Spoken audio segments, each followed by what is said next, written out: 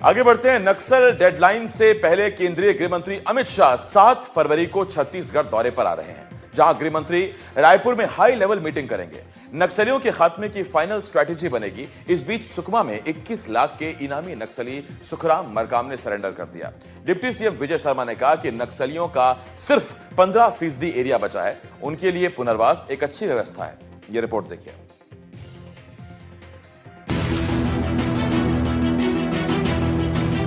केंद्रीय गृह मंत्री अमित शाह 7 फरवरी को छत्तीसगढ़ दौरे पर रहेंगे। तय कार्यक्रम के मुताबिक गृह मंत्री शनिवार रात रायपुर पहुंचेंगे।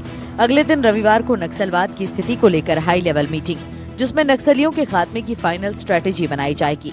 अमित शाह का दौरा ऐसे वक्त हो रहा है जब केंद्र सरकार की तरफ से तय की गई 31 मार्च 2026 नक्सलवाद खात्मे की डेडलाइन नजदीक आ चुकी है।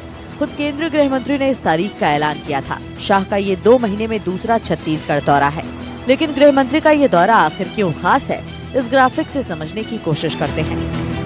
7 फरवरी को गृह मंत्री रायपुर पहुंचेंगे। छत्तीसगढ़ में नक्सलवाद को लेकर हाई लेवल मीटिंग करेंगे। मीटिंग में डेडलाइन से पहले की अंतिम सुरक्षा समीक्षा करेंगे। बैठक राज्य और केंद्र की सुरक्षा एजेंसियों के लिए निर्णायक होगी। छत्तीसगढ़, तेलंगाना, महाराष्ट्र और ओडिशा सभी स्टेट में ऑपरेशन की प्रगति और इंटेलिजेंस इनपुट्स पर चर्चा होगी। खासतौर पर बस्तर संभाग में चल रहे एंटी नक्सल ऑपरेशनों की समीक्षा होगी।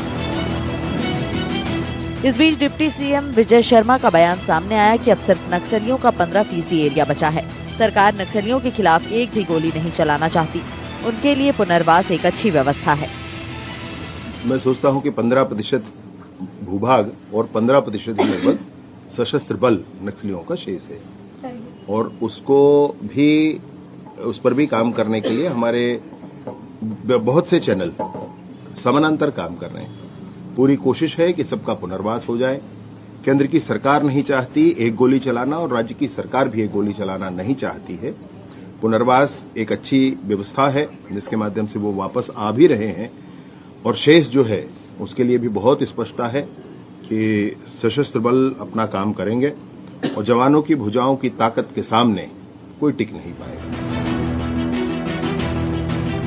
गृह मंत्री के दौरे से पहले 21 लाख के इनामी नक्सली सुखराम मरकान ने हथियार समेत सरेंडर कर दिया है।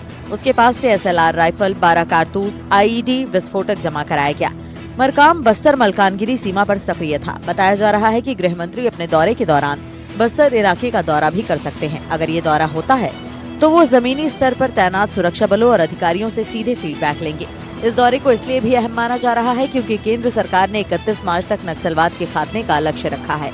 ऐसे में गृह मंत्री की यह हाई लेवल मीटिंग नक्सलवाद के खात्मे की रणनीति और ऑपरेशन की दिशा तय करने वाली मानी जा रही है। NDTV के लिए रायपुर से जुल्फिकार अली की रिपोर्ट।